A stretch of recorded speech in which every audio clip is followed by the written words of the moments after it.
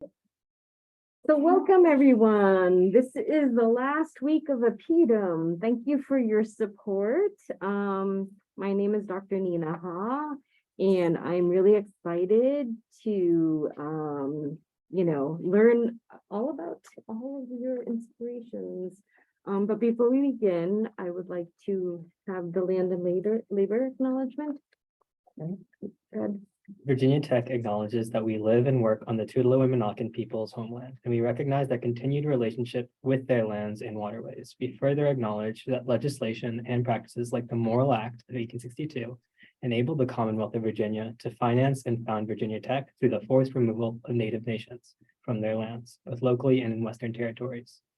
We understand that honoring Native peoples without explicit material commitments falls short of our institutional responsibilities. Through sustained, transparent, and meaningful engagement with the Tulalip and Monacan peoples and other Native nations, we commit to be changing the trajectory of Virginia Tech's history by increasing Indigenous students, staff, and faculty recruitment and retention, diversifying course offerings and meeting the growing needs of all Virginia tribes and supporting their sovereignty.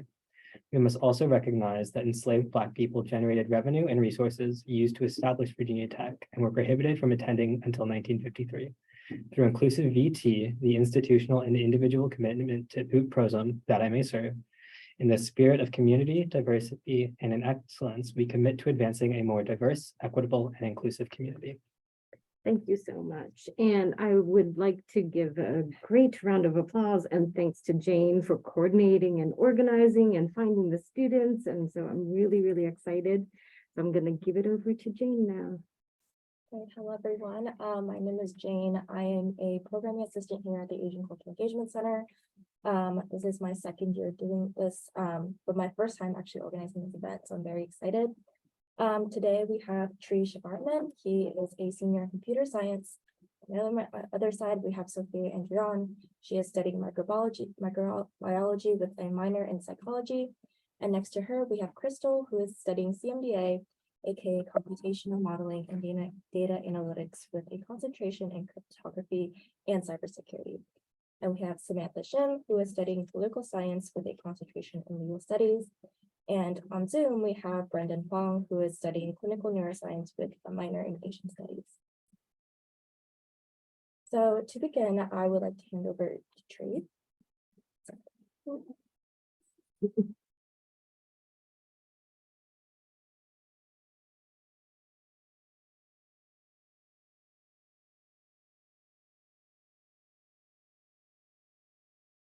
Tree, whenever you're ready. My name is Thurlok Shivaraman. Most people know me by Tree, and I am, as Jane said, a senior in computer science.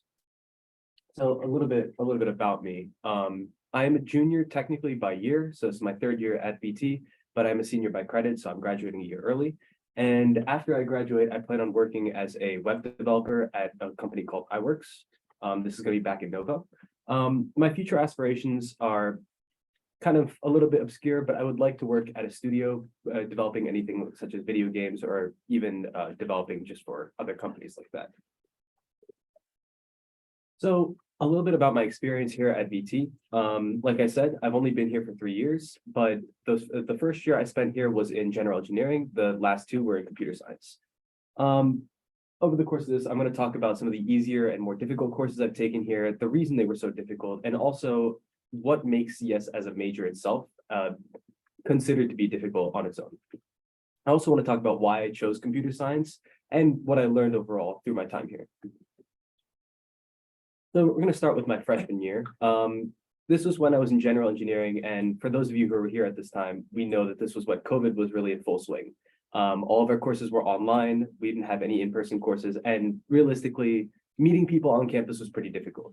So this was probably the most difficult year for me mentally because we were all separated. And at this point, I was actually living on campus. Even though I wasn't interacting with people, I was just kind of there. And it felt kind of poor for me. And it also felt really difficult for me to focus in classes. So at this time, I had to choose between what I had chosen as my main focus and what I actually ended up choosing as my major. When I applied to VT, I chose to focus in mechanical engineering. But over time, I took courses here, mainly CS 1114, CS 2114, and realized that I had a passion for computer science and I had the aptitude for it as well. So over that time, I decided, came to the conclusion that I would want to choose computer science as my major. This was also the time I was taking a lot of pathways courses, and anybody in general engineering knows these are some of the worst courses you have to take as an engineering major. They're always the ones that you don't really have that much interest in, but you have to take them anyway to try and get through the major. And this was a big problem for me specifically because we were in COVID and I was very unable to focus in these classes. A lot of the time I would find myself skipping class and just not showing up to any of the Zoom meetings because it was so easy to just get distracted during the meeting or to just not show up at all. This was also the time that I discovered what it meant to really talk to your advisor. I was getting a lot of emails from my advisor at the time, and my advisor changed, of course, when I got my CS major. But at the time, my general engineering advisor was very proactive about sending us emails, letting us know deadlines, dates, and all that kind of stuff that we had to focus on. And that was actually really helpful for me because it helped me stay on top of my plan here at VT and understand what I was going to do in the future. We can move on to my sophomore and junior year. This was easily the most difficult year for me academically, and this is primarily because of the computer organization course and data structures and algorithms 3. These are classes that every CS major has to take. These are core classes, but oftentimes they're heralded as the most difficult classes, primarily because you end up taking 2506 and 3114 together. So a lot of the difficulty there was just academically, the coursework was pretty difficult overall. This was also the year that I decided to join CASA, which is and has been a very big part of my last 2 years here. Joining CASA was a very interesting experience for me because the reason I joined was actually because of my roommate.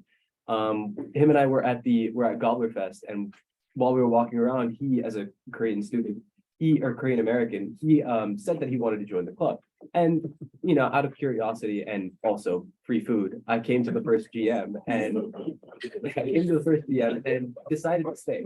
The people were really welcoming, really friendly, and overall, because of that atmosphere, I decided to join and stay at CASA. I also met a lot of new people and a lot of friends that I've made along the way, some of which are here today.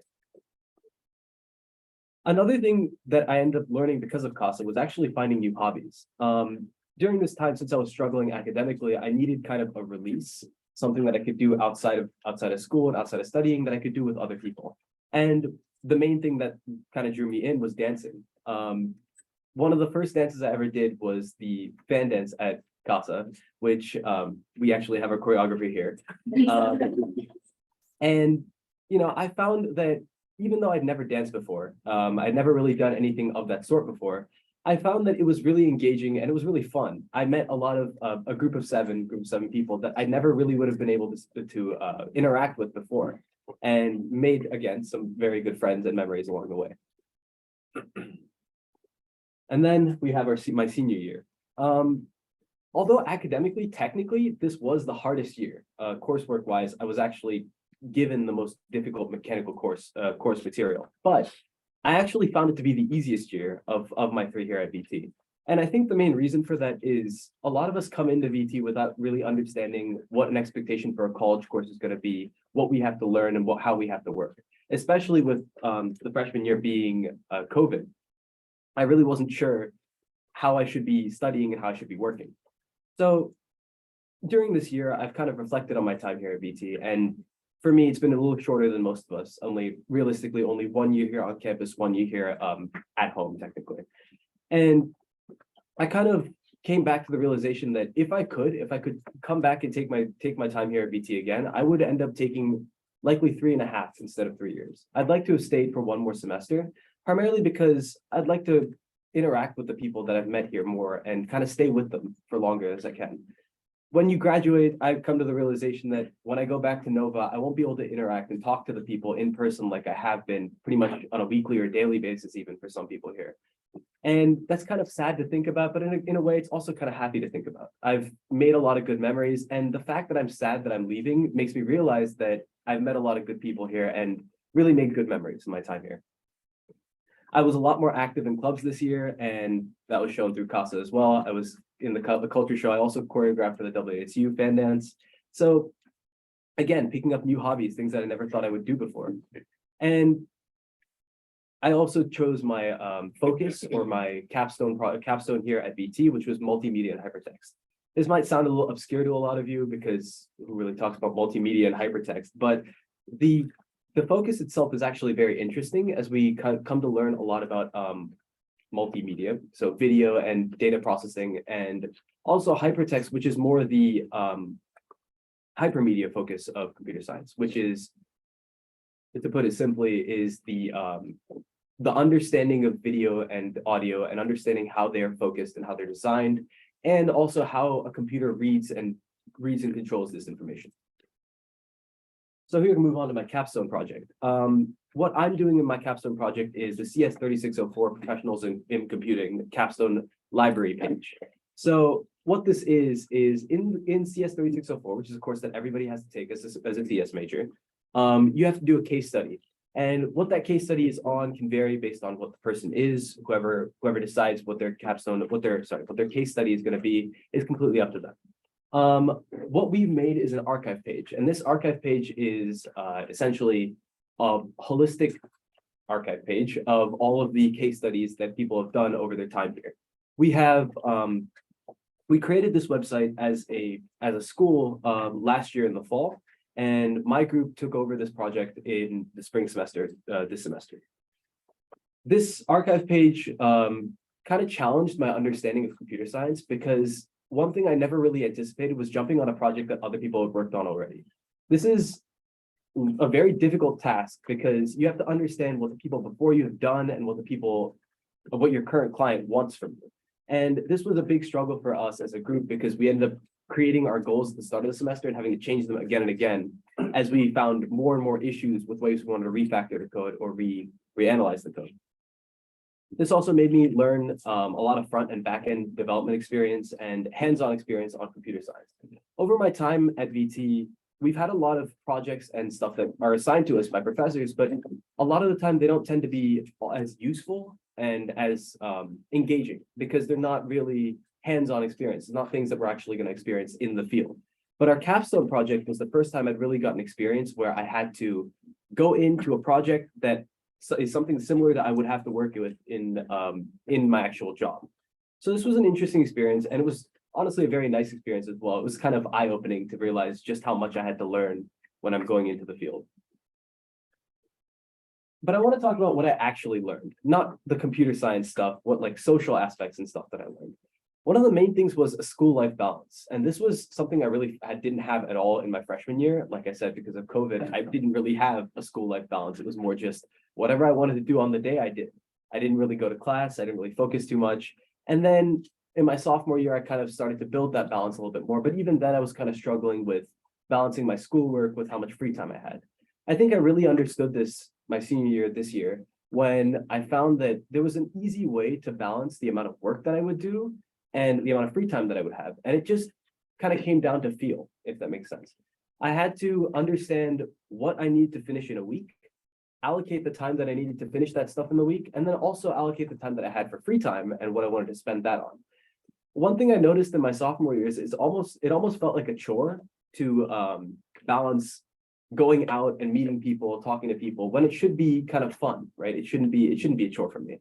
And I realized that was because what I had ended up doing my sophomore year was going to meet people before I finished my work. It's just kind of like a guilt feeling that everybody gets when you go out and do something before you've actually finished the work that you need to.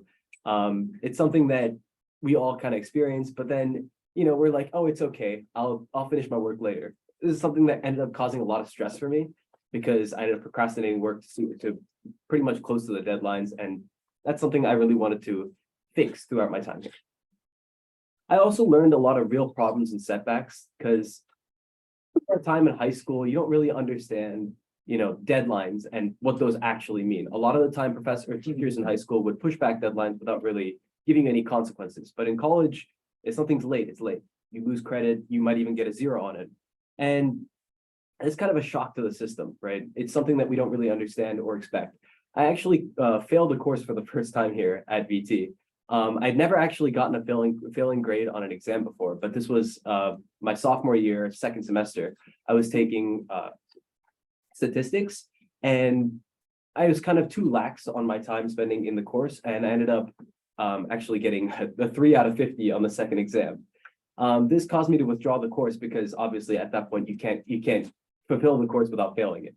And this is something that was, again, a big shock to the system. I didn't expect to have failed the course in my time here. I really thought it would be a lot easier than it was. But it also taught me that failure is okay. It's okay to fail. It's okay to learn from your mistakes. And in that time, I'm taking that course again this semester. And this time around, I have an A in the class, no problems there, making sure that I go to every class and really focus on my study. I also learned a little bit about decision making, but that was more of a process over my time here. It was understanding that I can't push decisions off to the last minute. I have to make them when they make sense. So what does anybody coming into computer science need to know? The main thing I want to talk about is career fairs. Yeah, so career fairs are something that are present for actually every major, and I didn't actually know this my freshman year. I wasn't ever aware of career fairs existing, and I also kind of thought they were only for seniors and juniors. This is kind of a misconception that a lot of people have in the CS major, in that you can go to a career fair even if you don't plan on getting a job.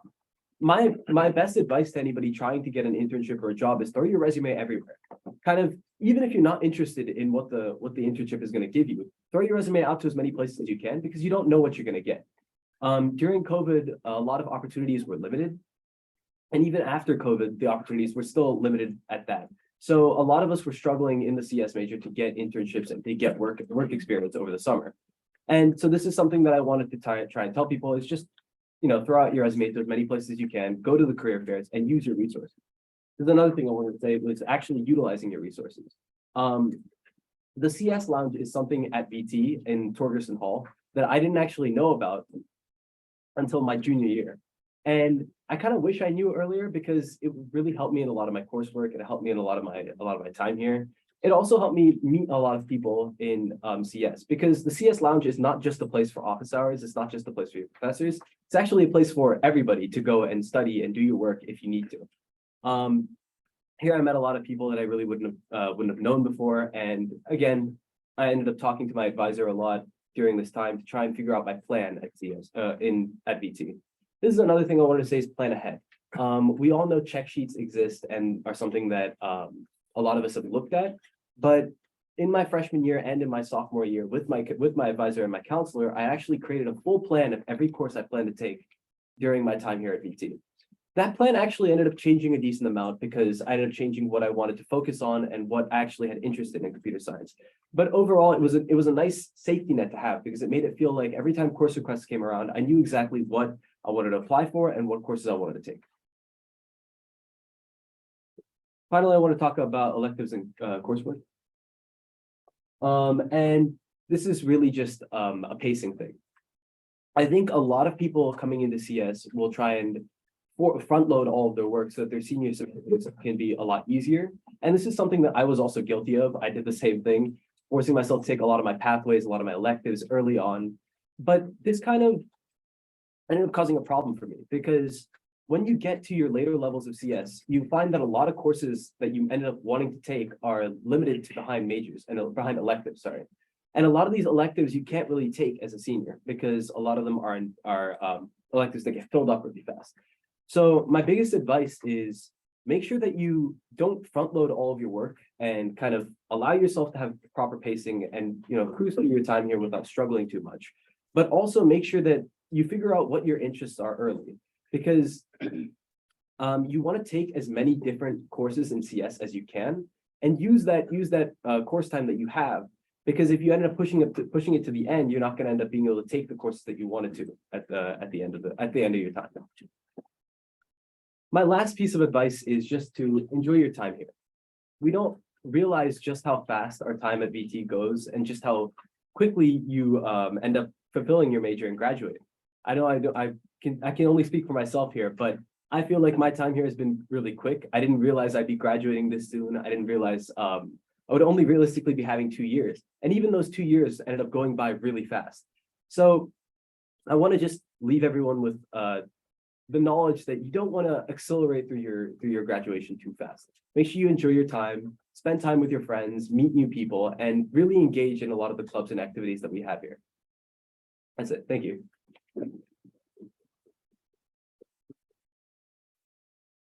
Thank you so much, Tree. I especially have to commend you about your honesty about failing that course. I really admire that. And next we have the lovely Samantha Shim. All right. Hi, my name is Samantha Shim, and I'll be talking about Asian Americans in liberal arts, pursuing a liberal arts degree. So a little bit about myself. I am a political science major with a concentration in legal studies. I am a military child, so I have lived all over the place. I've lived in Germany, Pennsylvania, Virginia, Washington State, and New York. And right now I'm currently residing in Fredericksburg, Virginia.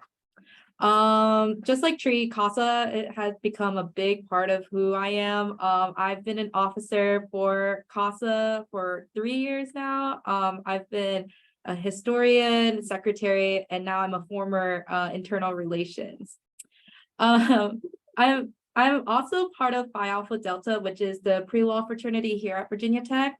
It's really a great way to learn more about the legal field in law school. So if you guys are interested, you guys should definitely join. And some of my hobbies, I really love journaling, knitting and crocheting, cooking, and just binge watching anything really. So if you got like any of those, let's be friends. And a little fun fact right now. So I'm currently in a senior seminar, which is transnational migration. And I'm currently working on a senior paper about North Korean migration towards South Korea and the treatment for them, the policies, and how North Koreans feel about them being in a new country. So yeah. So a little background, as I mentioned, I am a military child. So because of this, of the constant moves, I had to live in places where there was a lack of Asian representation. So I never really had anyone I could look up to. My family was definitely the type, they did not encourage speaking Korean at home, like at all. Like I cannot speak Korean. They didn't really bring in much of the culture.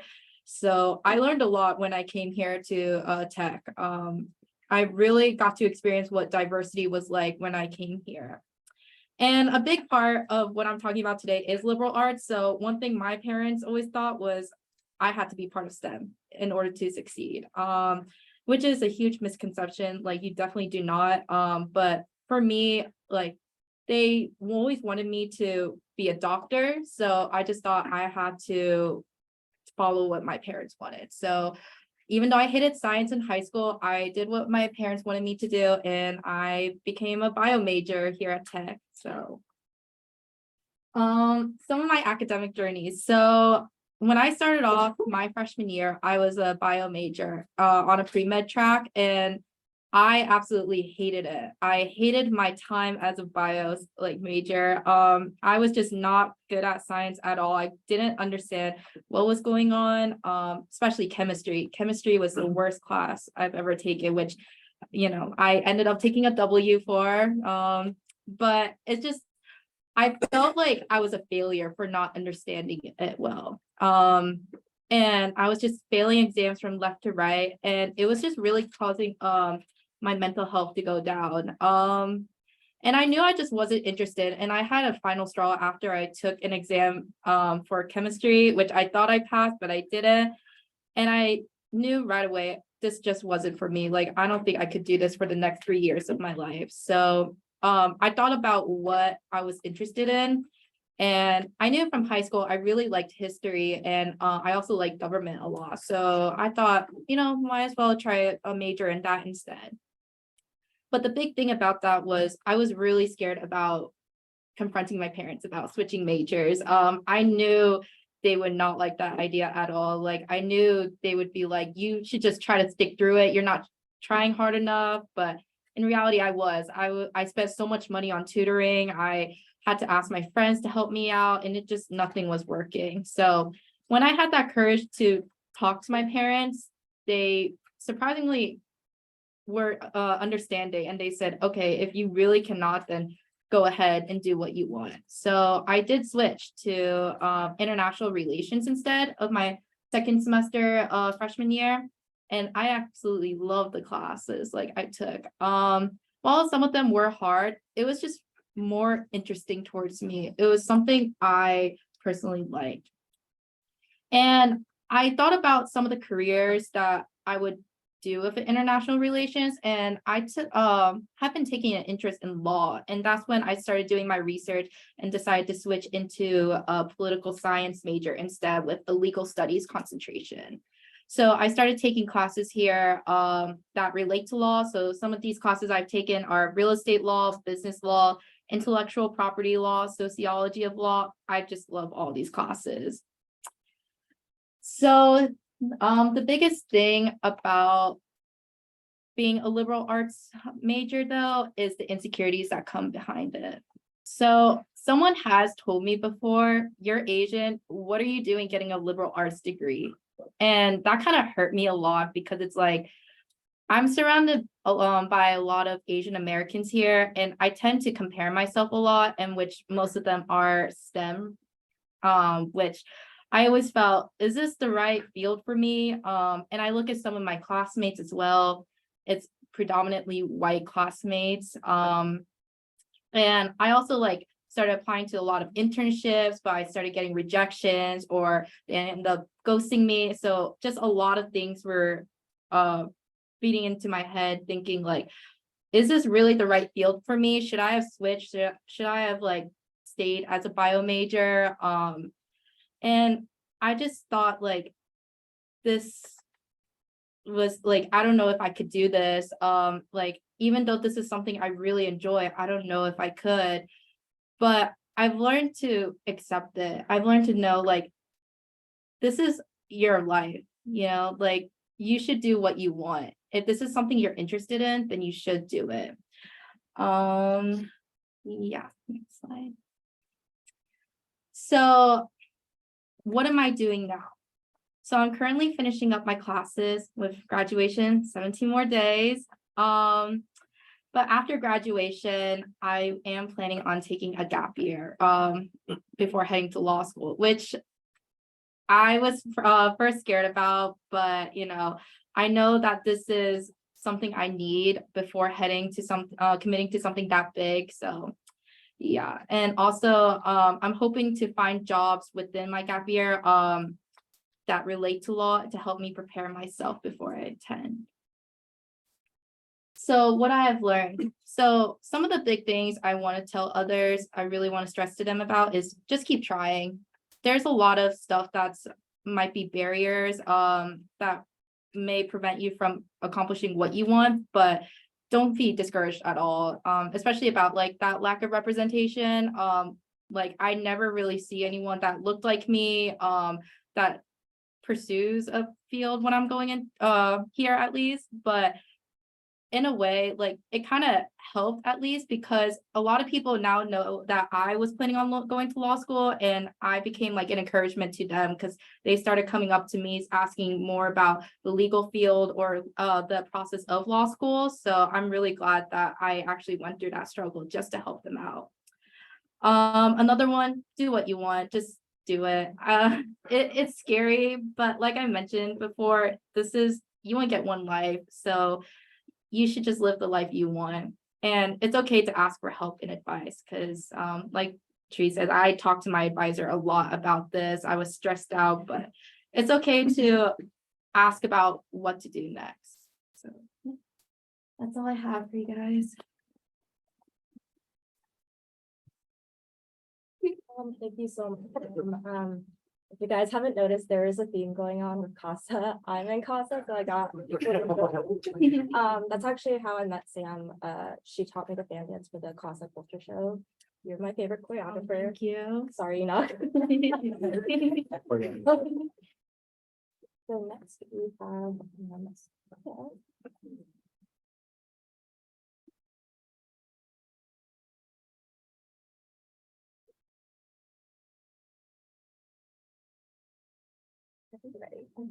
Hi, everyone. My name is Sophia Andrion. Today I'll basically be talking about my undergraduate experience struggling with my own mental health as an Asian American. And trigger warning, there is some mention of suicidal ideation. So if you're like watching this right now or listening or watching the recording, I advise skipping if you're not comfortable with this topic. Okay. So growing up, I was born in Davao City, Philippines, which is basically the southern part of the Philippines. Most people know Manila, which is up north, but I'm down south. And then I moved to Midlothian, Virginia when I was 4 years old with my twin brother. There he is in the corner. My family is, at least my immediate family is heavily involved in health sciences because both my parents are nurses. My uncle is a physical therapist. My aunt is a nurse. So because of this, I enrolled myself in a health science program in high school, thinking that I would want to be involved in patient care in the future. And then growing up, I basically had many interests. I was always listening to music. I really liked video games and I really liked Pokemon. I really liked anime. But overall, I was like very introverted and the type to keep to myself. I was always known as the quiet kid in school. But yes. So for the initial college process, because both my parents and my twin brother and I moved to Virginia when I was just 4 years old, I never really had a parent that did attend an American university. So my senior year of high school, I was just like so confused. I was like, I don't know what to do. So I kind of just winged the entire process. Like I took the SAT. I kind of applied. I only applied to 2 schools, JMU and Virginia Tech. I got into both of them and I solely chose Virginia Tech because it seemed more STEM-like to me because I knew I wanted to be involved in science in college. And I initially chose to be a bio major at Virginia Tech due to the careers that both my parents had as nurses. And initially my junior and senior of high school, I wanted to be a pharmacist. And then my freshman and sophomore year, I wanted to be a physician assistant. So kind of my career goals were changing, but I still wanted to be involved in biology in some sort. And overall, I didn't really set any academic or extracurricular goals for myself. The beginning of my college life, which I do kind of regret, but I will go over that in future slides.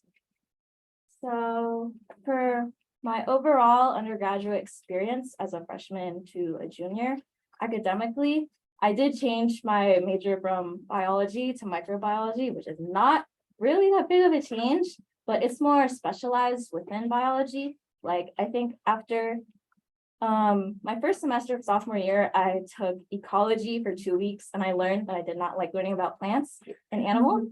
So I was like, I want to change my major to microbiology because I was also taking general microbiology at the time and I loved learning about bacteria and microbes. So I did change my major. And overall, I did have a high GPA. Like I was academically doing good. I wasn't failing any exams or classes, but there was still a sense of me, something inside of me that was like, I'm not really enjoying my work. Like, even though I do like learning new things, I wasn't really enjoying my whole college experience. And extracurricular wise, just like all the other previous presenters, I was involved in CASA my sophomore year. I was an events coordinator. And for my junior year, I was also a she day choreographer. And I also did work part-time at Owen's Dining Hall. And now that I'm a senior, I truly wish I did more. I could, at least with extracurriculars, because I always feel like I was never doing enough. So I was going through a lot of mental health hurdles throughout my college experience because my parents didn't really go to college, I really had no one guiding me through my undergraduate experience. Oh, let me correct that. My parents did go to college, but not at an American university. So I didn't really set goals for myself academically. I was just making sure I was getting A's in all my classes. That was all I really wanted to do. But career-wise, future-wise, I didn't know what specifically I wanted to do. Like I didn't set goals. Wasn't really part of research or anything like that. And luckily I was involved in like CASA and SHE-DAY, but I didn't really do anything outside of that. So along with that, I was already struggling with unmedicated depression and suicidal ideation since middle school. And basically, it's kind of sad, but I kind of just learned to get used to it. Also, because growing up as a Filipino American, sorry.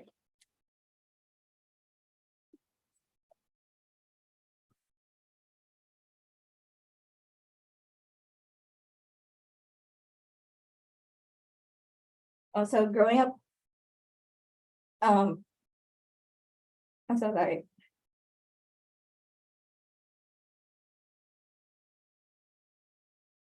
Okay. So I did grow up Asian American, like, mental health is basically sort of a myth in all types of families. So I never really reached out to my family for help. I kind of just dealt with it on my own. So basically this made me more susceptible to comparing myself with others, especially to those within my major and year who I always felt did more than what I have already done. So yes.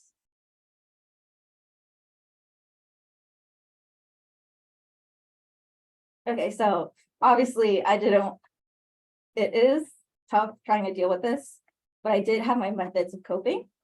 So because I didn't really reach out for help until my fall semester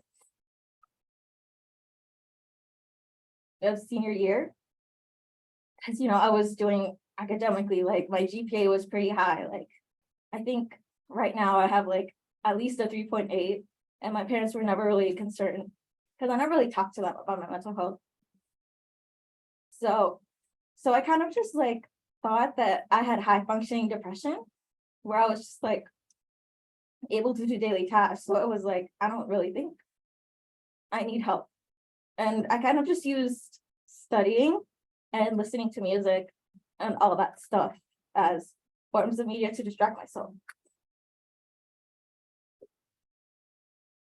But I think my fall semester senior year, I was like, okay, we need to do something about this, because I remember being younger and being like, I don't know, well, I personally couldn't see myself living like past my college life. So it's like, I need to do something. So I reached out specifically to Dr. Nina for help. And I basically learned how to be more proactive with my personal needs and goals. And I tried learning how to expand my support system. Like, I do have like immediate friends back here at VT and back at Richmond. So I just wanted to expand my circle, knowing that there are other people around me who I can like ask for help. And I also tried setting like events in my head that I knew I would look forward to. Like recently there was Casa Culture Show. So that was like a big part of like what I was looking forward to for my spring semester. And also graduation, which is in like a little over 2 weeks, which I am pretty excited for because a lot of my family is also coming to see me. So I'm basically my senior year, I'm just enjoying my last few moments here.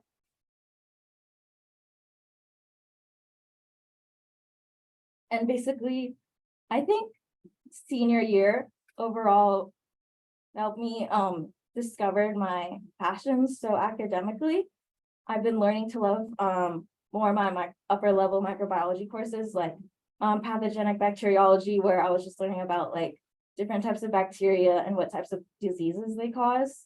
And as well as learning to love that I like doing hands-on work in labs. And in addition, I kind of, through my academic passions, I learned that I do want to be more involved in lab work, whether that's through research or whether that's through working at like a lab in a hospital. So post-grad, I do plan on finding a job and working for about 1 to 2 years before I enroll myself in VCU's medical laboratory science program for grad school. And that's about 2 years because I'm already graduating with my bachelor's. So they do have an accelerated program for a master's. And then as well, for personal goals, overall I've learned to become more proactive. And I learned how to create my own goals for myself. And basically I'm just learning how to be proud of myself, basically, because I never really took the time to look back and see what I've accomplished for myself. So although I did discover my passions later in college, I'm proud of finally being motivated and finally becoming mentally better. Oh, there's also one more side. Sorry.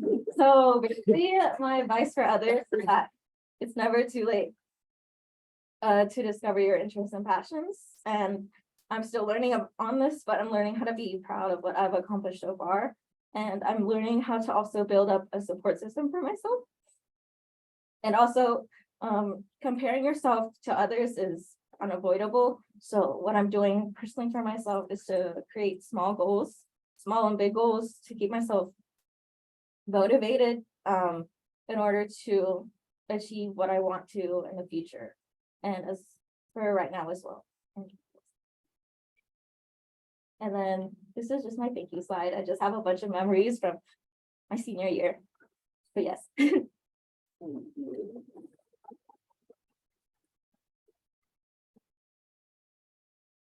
Sophia, that was amazing. Thank you so much. And it's really inspiring for me to see you be really open about your mental health. Because everyone's been there, especially me. Like, I have a lot of trouble being open about that. So seeing you being so candid about it is really inspiring. Thank you. Okay, and then now we have Crystal.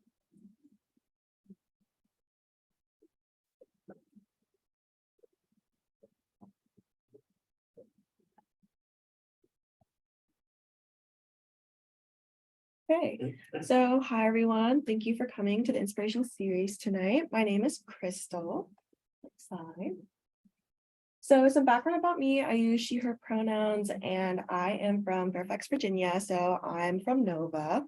I'm currently a senior and I'm studying computational modeling and data analytics, or CMDA for short, with a concentration in cryptography and cybersecurity.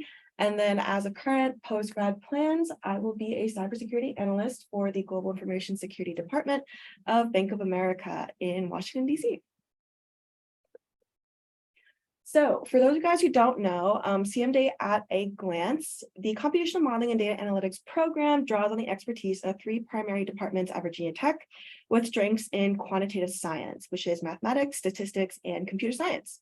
By combining elements of these disciplines in innovative integrated courses that emphasize techniques at the forefront of applied computation, we teach a rich suite of quantitative skills for tackling today's massive data-based problems. So basically, for whenever people ask what CMDA is, I simply say it as data science, but it really does draw on so many different areas of different kind of quantitative and qualitative sciences.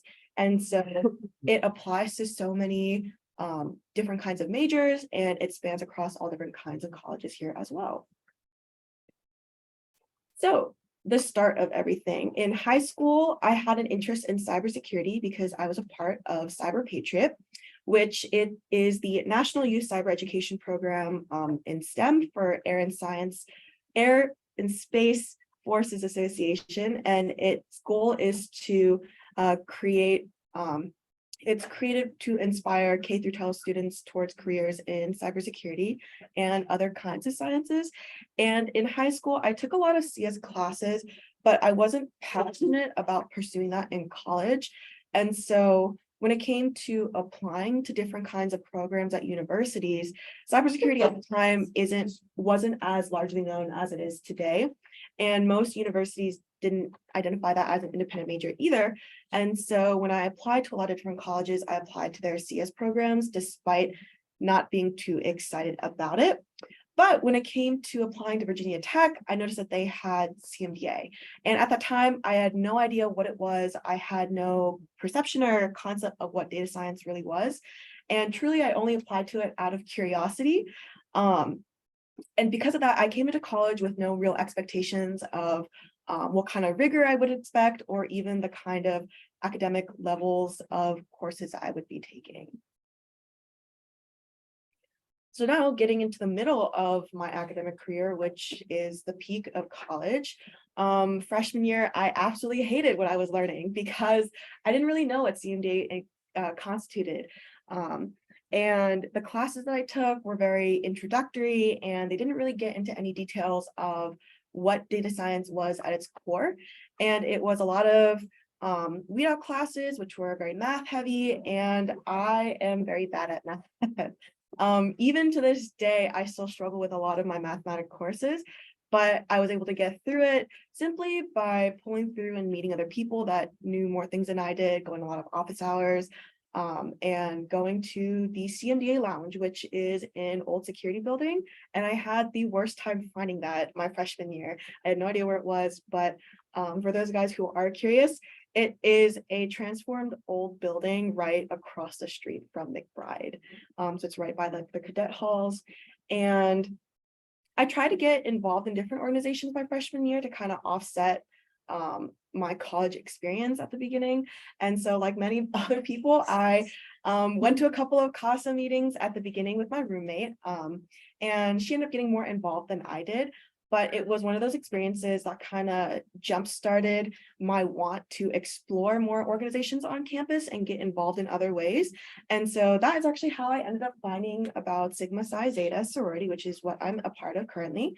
It is formerly Asian Interest and now a progressive multicultural sorority. And so we have a lot of sisters of different backgrounds, and it really shaped my experience both academically and socially on campus. And it's one of those organizations that everybody here finds CASA true to their heart. So I find Sigma Psi Zeta close to mine. And I actually met a lot of other Asian orgs, specifically because we are one of the constituent members of AASU, and we've done a lot of joint events through AASU. I participated in their culture show with Sigma Psi Zeta, and I've met so many other people through it. And it's one of those organizations that kind of gives me a smaller home than some of the like bigger Asian interest organizations. And so I still get to enjoy the people in the community that I'm with while also being a part of that kind of affinity group. And freshman year, I had a really good first semester, and then everything was slated with COVID-19 my second semester. So I never really got that true freshman experience, getting to meet people and see other things. And so that severely affected my learning styles. It changed my study habits. And I think like most other people, it put me into a very deep academic and like social isolation and depression of things. And so getting to work through that was pretty hard.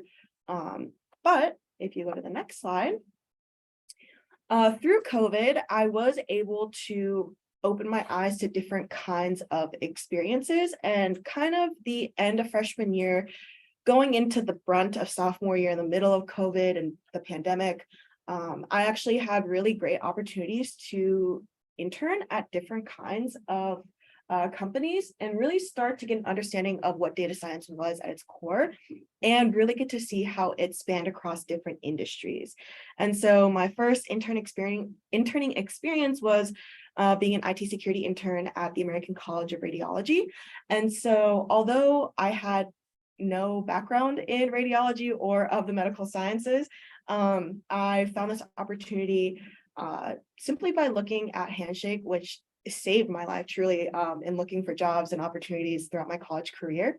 And being able to get a glimpse of what cybersecurity would be like, I tried out this interning opportunity, and it was something that I was really interested in. But at the time, sophomore year, I didn't really have a big idea of how I wanted to merge what I was learning with data science with my passion, which was cybersecurity at the time. And so that kind of helped me fortify my passions in cybersecurity. But my second internship, which was with Hilton, I was a commercial analytics intern. That was the first time where I got to really see the gears moving and how data science merged with computer science and cybersecurity in a really interesting way. This was the first time that I stepped outside of the realm of STEM when it came to applying to like Big Four companies or more well-known businesses that people typically try to intern with. And Hilton was kind of one of those off the rail opportunities that I saw on Handshake as well. And I was like, I have no opportunities at this time. I might as well try it and see what happens. And it was probably one of my most favorite internships to this date. I had an amazing, wonderful team. It was just me, my manager, and my mentor. And I got to work with some other people across neighboring departments, but my entire project was very independently focused. And so my goals and aspirations for wanting to do better at data science came from this internship experience, where I got to code a dashboard in R and R Markdown, which it gathered some background knowledge of things that I was learning at the time. And so being able to put everything that I was learning academically into this outside academic experience and internship was kind of like the light that I needed at the end of my tunnel to see that data science could be bigger than what I thought it was.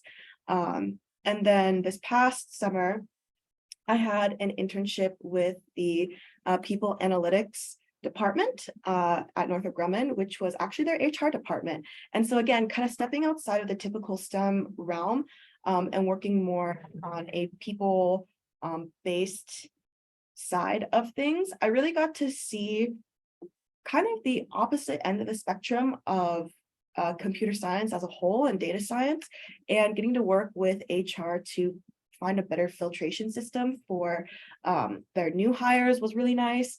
And it again inspired me to search more into data science than the very small window that I had been viewing data science as. And it really helped me step outside of the boundaries that I set for myself in what I may be wanting to pursue. And that was really nice. And again, my undergraduate research also helped with that, stepping outside the boundary, where I did a couple of undergraduate research programs with the Hume Center.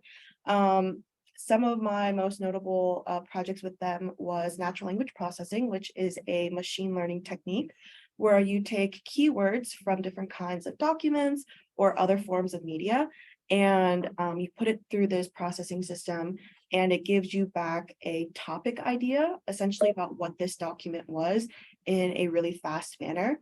And so that helped me approach cybersecurity through the lens of data science and started helping bridge both of those interests together.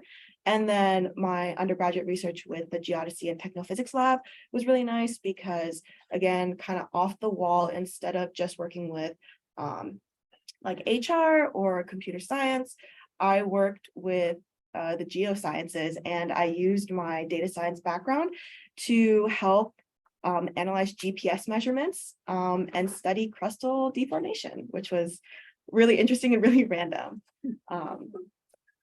Now, nearing the end of my time, all of my experiences from my sophomore and junior year kind of really accelerated my interest and involvement in data science and cybersecurity as a whole. And so this entire past senior year, last spring, actually, I helped organize the Women in Data Science Conference of 2022.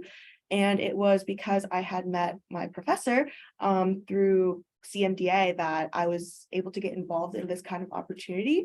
And it was one of those things that brought back some of my interest in kind of merging my academic focuses into something bigger than just academics.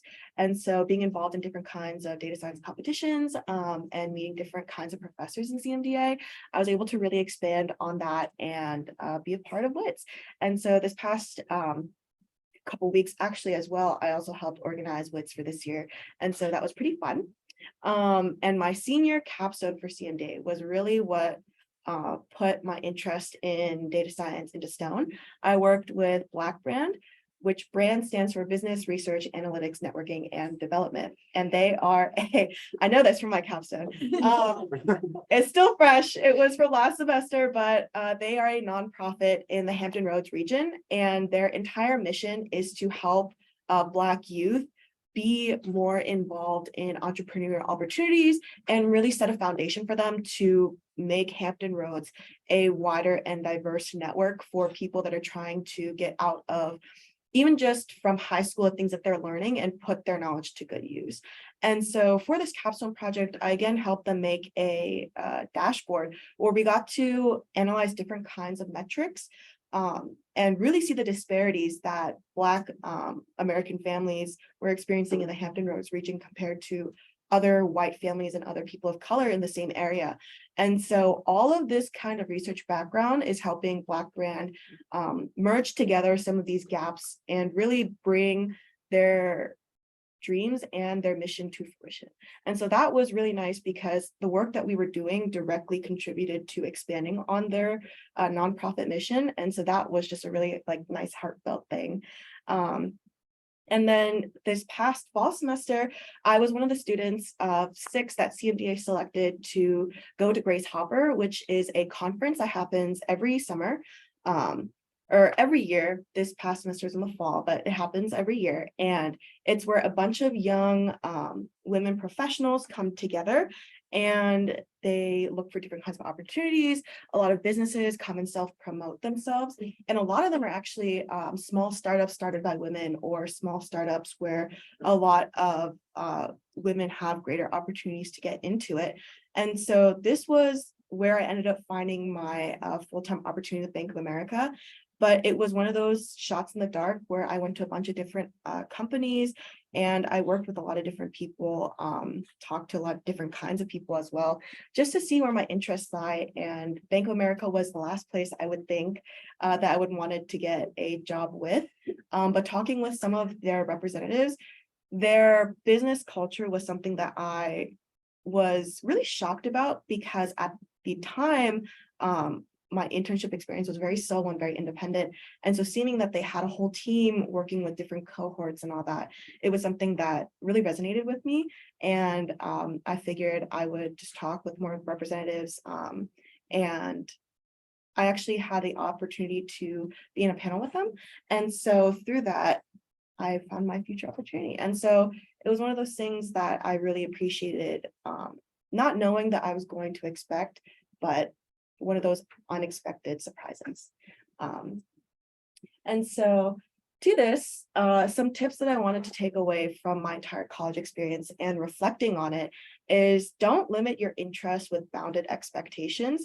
So even if you come into college with an idea of what you want to do, or even with a non-concrete idea, don't let the things that you are wanting to pursue be stopped by your current position.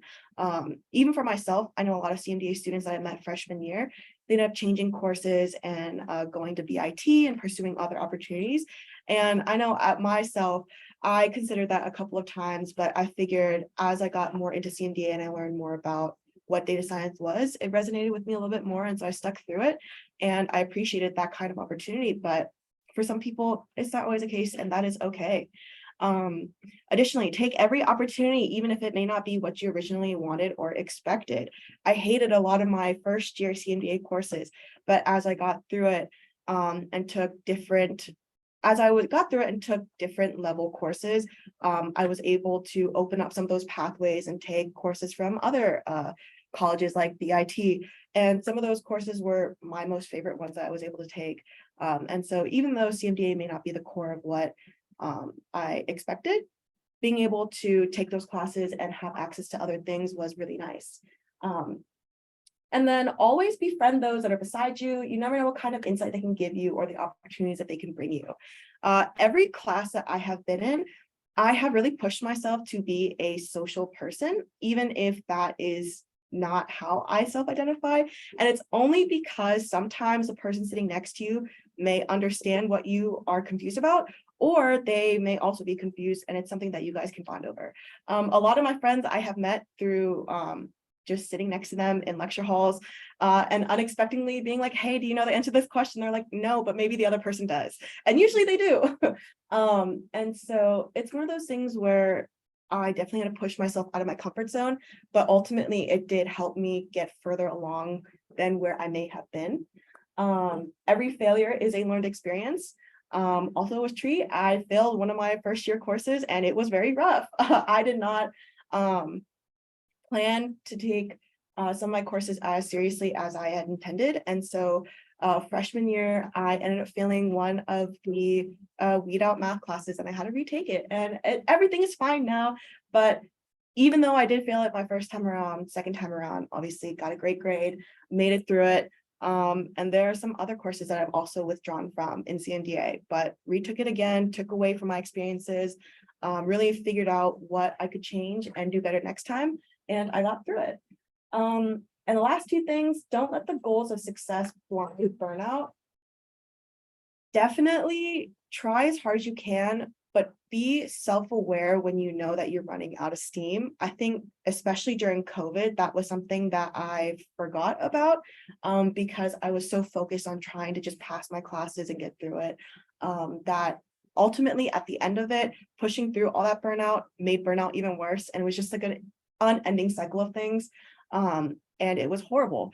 But now, after some time post-COVID, and definitely having some reflection on reviving some different kinds of coping skills and also learning methods and opportunities, that is something that I would definitely change for next time. And as some people have also mentioned, go to every career fair. CMDA is one of those because it involves so many different areas of interest. It's hard to go to different kinds of career fairs and be noticed. Business Horizons is one of those things where most BIT majors know how to go to, other Pamplin colleges and students go to. But for me, some of my best opportunities were met through going to Business Horizons as a CMDA major. And I stuck out like a sore thumb because everybody was like, I don't know what major this is. And I was like, you don't need to know, just know that I can bring some skills to the table. And then same thing with things like the Engineering Expo. CMDA sometimes feels a little too College of Science-y to be attending the Engineering Expo, but because we still do learn computer science, mathematics, it's one of those opportunities that you kind of step foot in and see where things land you. And because a lot of the disciplines are cross-disciplinary with College of Engineering, there are a lot of opportunities that you may not expect to be a part of, but get out of the blue. And so I think definitely for myself and for a lot of my peers in CMDA, we always feel really boxed into what CMDA may be without reaching out outside of that. And I definitely recommend for people who may not have a structured home to be a part of, especially if you're not in engineering or College of Business, that you really take in every opportunity, even if you don't think that it applies to you. So yeah, that is the end of my presentation.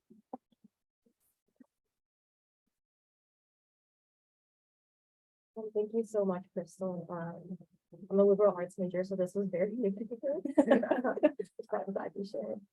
And last but not least, we have Brendan, and since Brendan's on the list, Okay.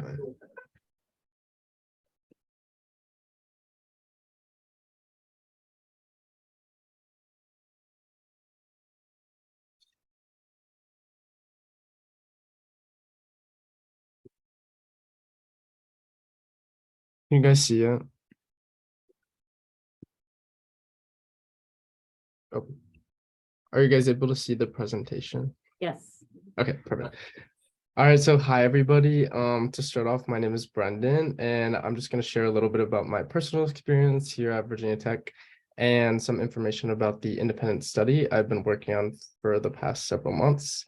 And it is titled The Asian and Asian American Experience in United States Healthcare. Okay, so for a little bit of background on me, I'm a senior in clinical neuroscience here at Virginia Tech.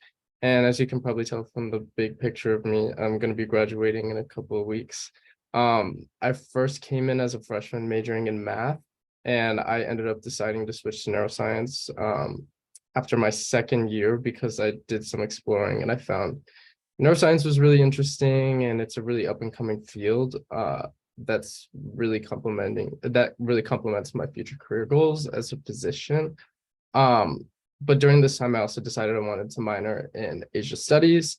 I'm half Taiwanese, so I wanted to learn more about my own background and culture as well. And I thought it would be a great opportunity for my requirement for my minor to participate in this capstone project, which would happen to be the independent study that I'm going to be presenting about. If you're wondering if you should also pick up this minor and you're not graduating this year, you have time, I completely recommend it. There's a lot of interesting classes. There's a lot of fun things that you can get involved in. I actually am in a painting class right now that's centered around East Asian water media, and it's really interesting and I enjoy it a lot. But overall, I found it really rewarding, the minor, and I've also been involved in a few extracurriculars here at Virginia Tech. First, I'm in Delta Epsilon Mu, which is a professional pre-health fraternity that encompasses students who are planning to pursue a variety of healthcare's careers in healthcare, sorry. And it doesn't involve just doctors, but also nursing, PA school, vet school. And I'm also a peer mentor in the Diversifying Science peer mentoring program. I found that really rewarding, and I gained a lot of experience in leadership as I've helped students guide their way through like their first year as a freshman year. And I found it, both of these organizations, I completely recommend them if you're planning on exploring any new opportunities for extracurriculars. So for my healthcare experience, I've worked in quite a few places. During my winter and summer breaks, I mainly work at Capital Women's Care, which is a OBGYN office up in Northern Virginia. I've worked there both as a receptionist and a medical assistant. So typically I'll be taking patient vitals and administering lab tests for both gynecological and pregnant patients. The next company I used to work at is Neurorestorative, which is a sort of a brain trauma and neurological disease rehabilitation center.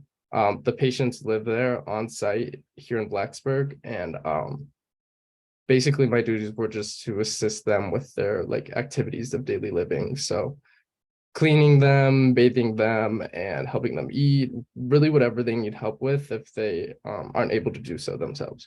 Now I currently work at Lewis Gale, which is the hospital that's right down the road. And I work there as a patient safety attendant, where I'm primarily just ensuring the safety of my patients and monitoring their health during their time there. Sometimes they're there for extended stay. Sometimes they're there for like just a few hours. It really depends on the patient and what's going on with them. But overall, I found all of these experiences to be really rewarding. I've really connected with the patients that I've worked with over the years. And I like that I have a variety of experiences. I'm really proud that I was able to be courageous enough to get involved in so many fields of medicine because they're all really different. And I'm majorly undecided on what specific field I plan on pursuing as a physician. But I will be applying to medical school in the next couple of months and hopefully attending medical school in the next couple of years or so. But I'm planning on taking a gap year, getting more experience, probably working back at home. But yeah, I'm just glad I had the opportunity to see so many different environments in healthcare. So what did I choose to pursue healthcare? The bottom line is I'm really passionate about caring for patients and the people that I meet. I love interacting with people, and I really care about making my patients feel comfortable during their time with me and in whatever setting I'm working in. This is also kind of a segue into my reasons for pursuing my independent study as well.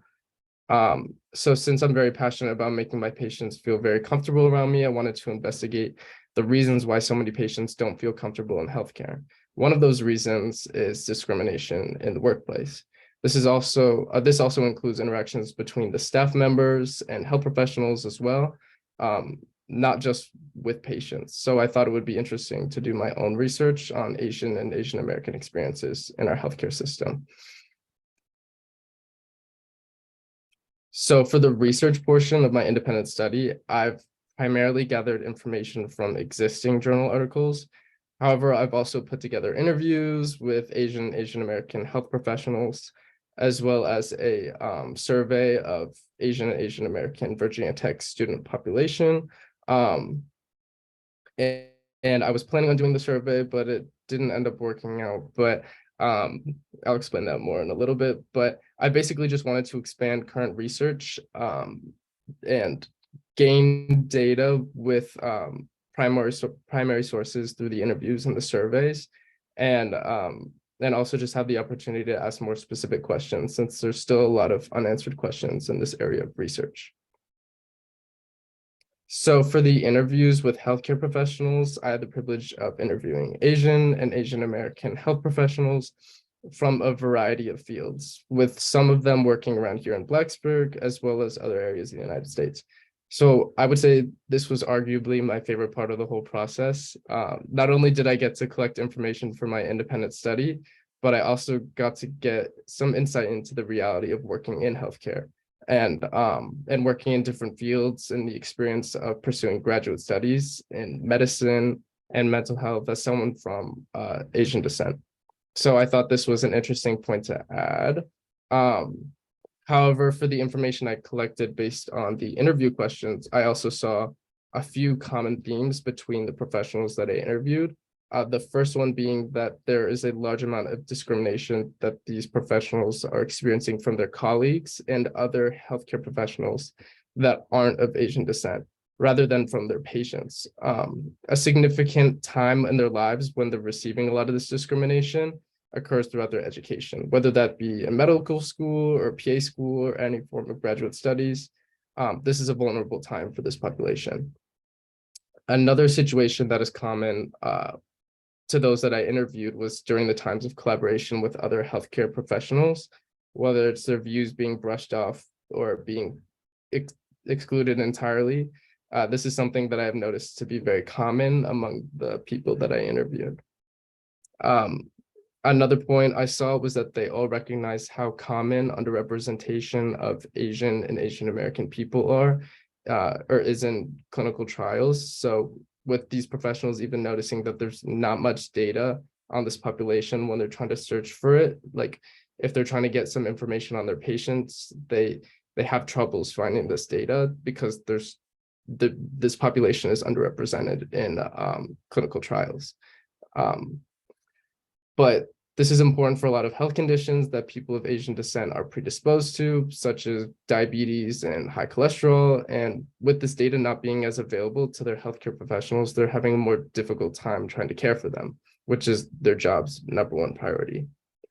And the last point I have regarding the interviews is that all of these Asian American healthcare professionals have a lot of ideas and how to approach these and ideas on how to approach these issues. And most of them are already doing their own part and trying to spread awareness and do what they can in their own sphere of influence to try and mitigate these issues that a lot of Asian American patients and healthcare professionals are experiencing in the United States. So for the surveys, this you could see I have on the right the screenshot of the survey. And for this section, I really wanted to use it to gather my own data on specific questions that I had regarding Asian and Asian American experiences in healthcare. When the majority of these questions aren't answered on the internet.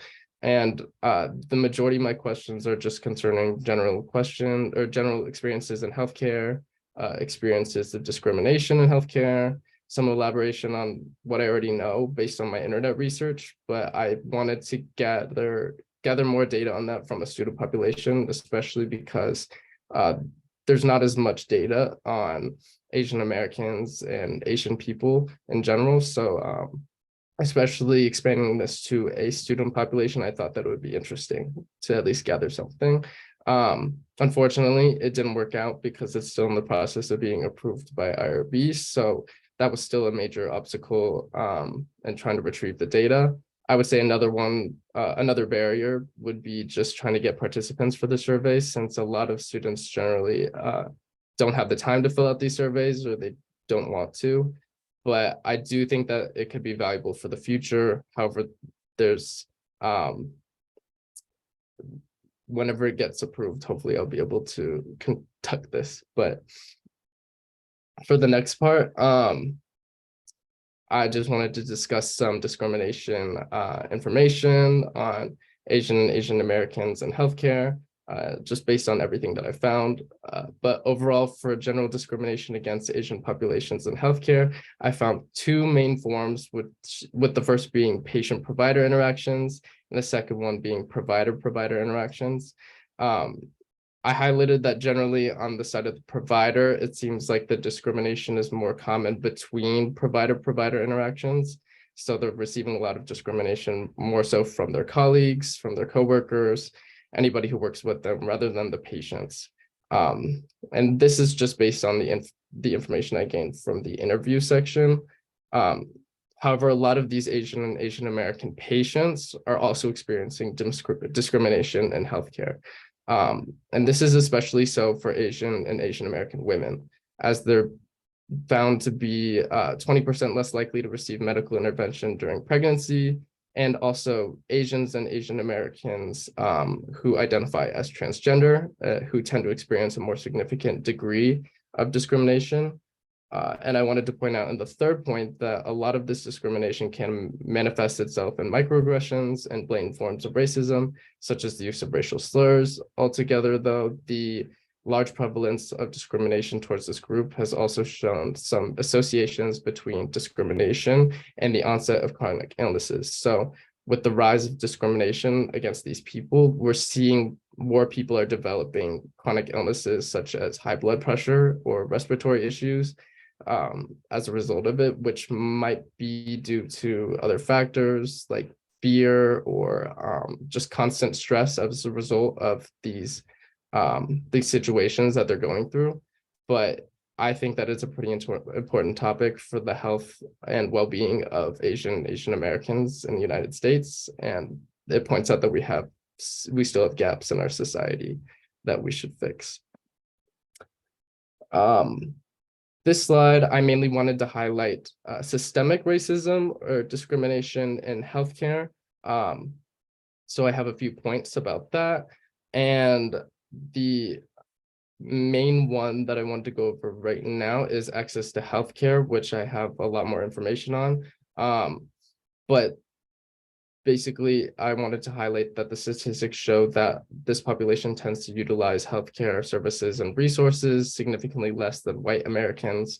And a lot of this might be due to both the direct forms of discrimination, which has been very common as a result of the COVID pandemic, and also general mistrust in the healthcare system. This also goes hand in hand with the representation in clinical trials, which is the second point I wanted to make, where there's also a lot of mistrust in the development of medical research. The motives behind why Asian and Asian American people are underrepresented in clinical trials is still being largely investigated, but a lot of it's likely due to the mistrust and also the misinformation of this population about how important clinical research is in medical advancements. But another important point is the lack of preventative care and treatment for Asian and Asian Americans in the United States, with women in this group being 20% less likely to be screened for cancer. And there's plenty of other statistics out there about this as well. But overall here, a lot of these forms of systemic discrimination stem from a lack of trust in the healthcare system, as well as general fear that was instilled due to the COVID pandemic, which is still happening, and the rise in violent crimes targeted towards Asian populations. But that was what I had on my independent study, and I just wanted to show that it's a large area that is still in need of necessary reform, and that I wanted to just put out attention for that, and I wanted to communicate that it's an area of research that's really important.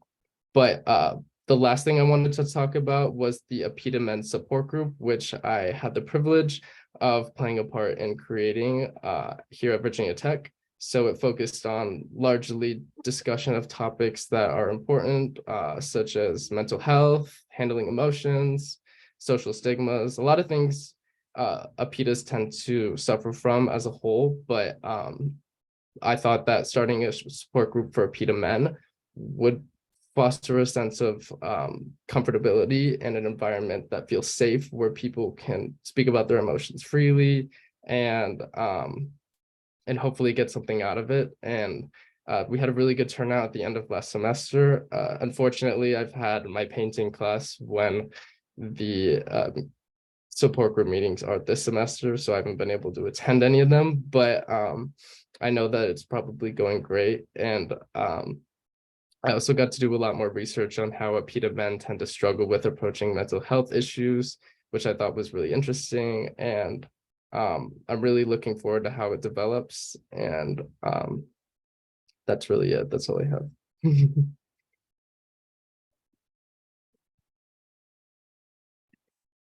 Thank you. Thank you all for such amazing presentations and for being so just vulnerable and so open and honest and also truly appreciate your advice as well. We have a few more minutes. I wanted to open it up to some questions, comments. By the way, in the chat previously, Sophia, Dr. Pratt just said, thank you for being so courageous and for sharing and being so genuine and authentic and honest. Thank you. And I just wanted to, I sort of want to extend that to all of you for being really like that, because I think it's so hard, especially for our community, to ask for help, right? Is a big one. And I know this because students come to me sort of like, sort of reluctantly, but then you do. But it's one of those things that I'm hoping we'll share this video to others so that they can sort of learn from your wisdom. And so, yes, do you want to say? Oh, I don't have any. No. No. Anyone else? Anyone in Zoom want to say anything or share anything?